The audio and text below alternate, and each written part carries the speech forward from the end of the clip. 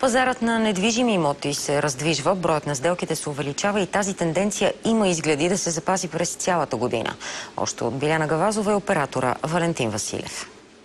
За първите 6 месеца на годината сключените сделки са нараснали с 11 на 100. Най-много са били през януари. Пазарът обаче крие много подводни камъни, предупреждават брокери. Затова те подготвят създаването на център по медиация, в който специалисти ще съветват хората, дори когато са станали жертва на измамни схеми.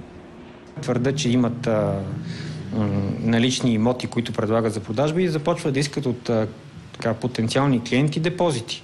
Стоп капора му казват, което никой нормален посредник, професионална компания не използва. И още, голяма част от собствениците на имоти или апартаменти имат проблем с поддържането на общите части заради междусъседски войни и неразбирателства. В блока на Иван пари за ремонт се събират най-трудно, а в подобни ситуации медиацията и преговорите също помагат. Касиерката обикаля по 5-6 пъти, а и повече. Даже се съжалявам женицата.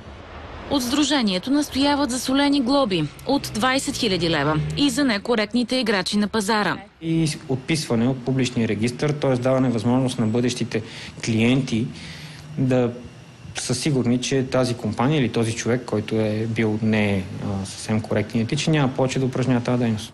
Очаква се скоро да бъде обсъден законопроект, който да регулира пазара на недвижими имоти у нас. За BTV новините, Биляна Гавазова.